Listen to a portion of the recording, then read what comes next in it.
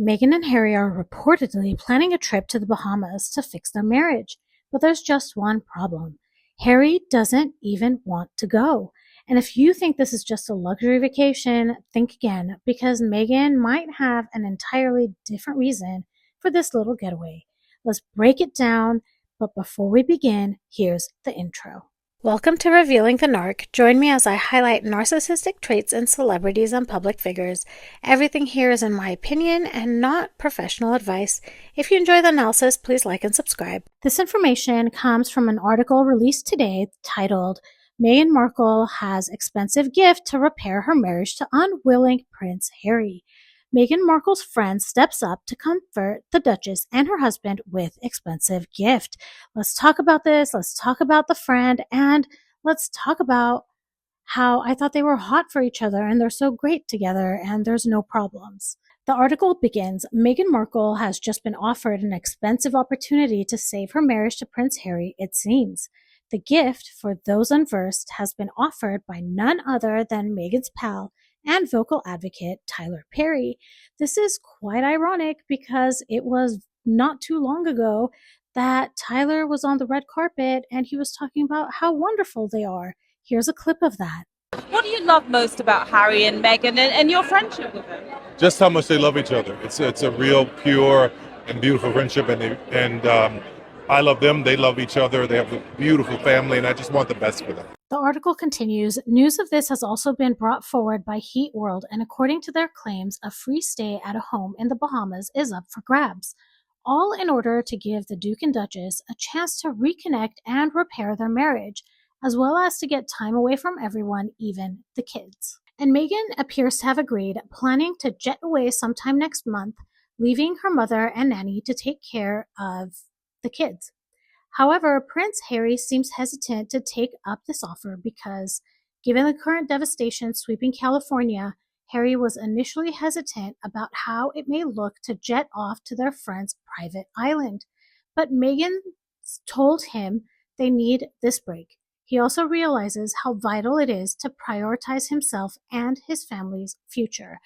So this is what we're going to do. We're going to take this article at face value, and we are going to do that in order to perform our analysis. This way you can see if it applies to any situations you've experienced in your life. I'm going to mention my perspective. I think Meghan Markle is a malignant narcissist, and I say this because she behaves exactly like my stepmom, who is a malignant narcissist. So I want you all to know that before we begin. To me, Meghan's goal is not to reconnect and repair her marriage. I think it's about control, image management, and emotional manipulation. Many people in toxic relationships experience the same tactics without even realizing it. You might have lived through something similar. The first thing I think that's happening here is that Meghan is prioritizing image over integrity. We've heard her mention so many times that she's doing things and postponing things in order to stand with California. But this is one thing that she will not postpone. In my opinion, she wants a luxury vacation despite what's happening in California. Harry feels uncomfortable, allegedly, with how it would look, but Meghan is not concerned. You would think that Harry mentioning this would maybe snap Meghan back, especially because she's always so obsessed with how things look and how she looks in the public. She's framing this trip as necessary rather than a selfish indulgence. So how might you experience this? Your partner might insist on an expensive trip, purchase, or event, even when your finances are tight or a crisis is happening. When you express discomfort, they downplay your concerns or tell you you need to learn to enjoy life. They push for what they want, making you feel like the bad guy for questioning it. This could be a red flag because it may be that if someone disregards real-world responsibilities for their own comfort, they don't care about how their actions affect others. I'm really interested to know why Harry would use the California fires as an excuse to not go to this trip. And actually, I think I gave it away what I think is happening. I think it's just an excuse because if he really cared about how people perceive things, he wouldn't have accepted the Pat Tillman Award. He wouldn't be taking Meghan to Invictus this year, allegedly. So it's highly possible that Harry is using the bad optics excuse to avoid the trip with Meghan. This excuse would resonate with Meghan because she's so concerned about public image. If Harry said, "I just don't want to go," Meghan might argue, guilt trip, or manipulate him into going. But by saying it will look bad in the media, he's appealing to something Meghan values deeply. This might be his way of subtly resisting her control without triggering her full narcissistic rage. However, this logic falls apart when you look at the bigger picture. Harry's done plenty of things that damage public perception, so why suddenly care now? A possible explanation: he doesn't actually care about the optics. He's just trying to avoid the trip. Meghan, being obsessed with public image, might take this as a valid reason, whereas a simple "I don't want to go" would not work for her likely. This could be an early sign that Harry is resisting Meghan's influence, but he still doesn't feel fully free to express his real feelings. There could be some emotional manipulation happening here as well, because behind closed doors, Meghan might be framing selfishness as a necessary break. It could be that Meghan overrides his concerns of the optics being bad, telling him that they need this break to focus on their marriage. She turns his logical concern into a selfish problem, making him feel like he's not prioritizing their relationship. How might you experience this? You're hesitant about something, whether it's a trip, a major life decision, or even moving too fast in a relationship, and your partner twists your concerns into a flaw, saying, "Why can't you just be happy? You never prioritize us. I'm trying to save this relationship and you're pushing me away." Instead of respecting your feelings, they make you feel guilty for not going along with their plan. This could be a red flag. If someone dismisses your concerns and frames their wants as relationship necessities, they're manipulating you into compliance. Taking this article at face value, Meghan's also avoiding responsibilities. She's willing to leave the children behind for the sake of her break. The public narrative is that she's a devoted mother, yet she frequently prioritizes herself over her children. She outsources parenting to nannies, her mother, or Harry, allegedly, while maintaining the illusion of being a hands-on parent. So how might you experience this? Your partner talks about being a great parent, friend, or spouse, but when it comes down to it, they're always choosing themselves first. You're left handling all the responsibilities alone while they take trips without you, disappear for self-care days but expect you to handle everything, make decisions that benefit them and not the family or relationship, and they use other people, family, friends, babysitters, to take care of what should be their responsibility. The red flag here is that if someone claims to be devoted but constantly leaves you with all the responsibilities, it's a sign of emotional and parental neglect. The next two things I'm going to mention, I think, are the major reasons why Meghan is doing this, and these are the reasons why I think it's so important to talk about this, because this happens every day. I think by going on this trip, Meghan is isolating Harry and controlling who they can be around. The goal is to make Harry emotionally dependent on her by cutting off outside influences that might challenge her control. So how might Meghan achieve this? She could start by saying they just don't understand us. Meghan likely frames Harry's old friends, family, and even staff as toxic or unsupportive, so he distrusts them. She might say things like, "The royal family never truly accepted you and they never will. Your friends are jealous because they don't have what we have. The media just wants to destroy our happiness." And what this does is it creates an us against the world mentality, making Harry cling to her more. Physically relocating him, and this could even be applied to their move to California, is strategic. By keeping him in her world, and that's on vacation and in California, she controls his environment, his influences, and his interactions. He's surrounded by whoever she chooses. There could be people right now that are around Harry that may be strengthening him and helping him potentially leave Meghan. She might be using guilt to keep him away from others. It could be that perhaps whenever Harry tries to reconnect with old friends and family, Meghan might act sad, distant, or irritated before and after the interaction. She might say things like, "I don't get why you keep going back to people that hurt you. If you really loved me, you'd see how these people are bad for you. After everything they did to me, you still want to talk to them? This forces him to choose between keeping her happy or maintaining other relationships. So you can see how this could really motivate Meghan to want to take him somewhere private and reestablish control over him. So how could this look in your own life? Your partner talks negatively about your friends, family, or coworkers, making you second guess their intentions. They get upset when you spend time with others, even subtly pouting, guilt tripping, or acting distant after. You feel nervous or guilty about seeing certain people because you know it will cause drama at home. They frame it as us against the world, making you believe you're the only two who truly understand each other. Over time, you lose your support system, leaving them as the only person you rely on. The red flag here is that if someone makes you feel like the only safe place is with them, they're isolating you and not protecting you. The second main reason I think Meghan is doing this is for love bombing. When she feels that control is slipping, she would pull Harry back in through emotional manipulation, love bombing, and grand gestures. So offering this luxury reset like the Bahamas trip removes distractions, puts them in a controlled, isolated environment, and floods him with temporary pleasure, including luxury, relaxation, and affection.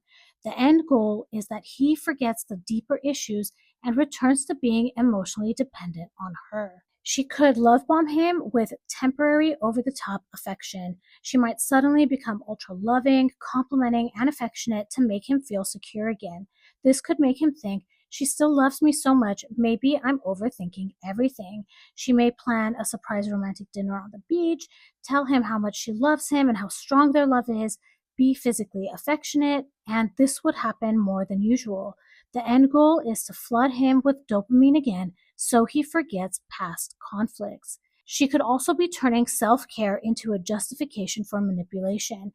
Meghan may be framing the trip as self-care, both for herself and Harry. She might say things like, we need to put ourselves first. We have to protect our peace.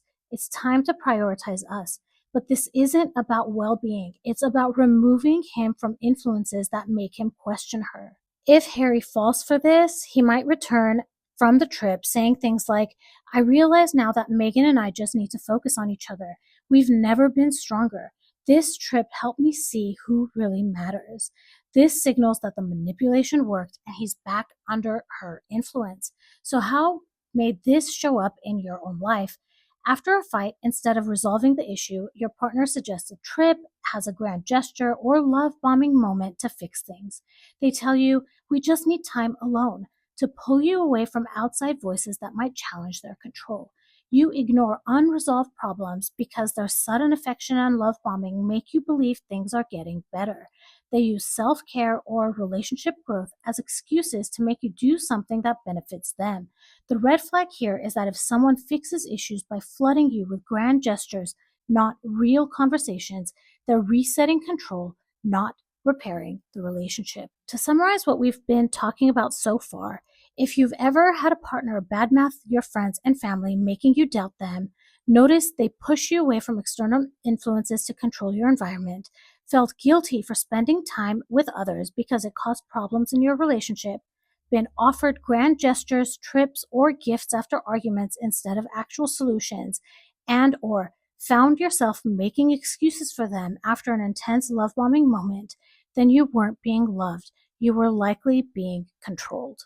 Okay, there's one big thing we haven't talked about yet.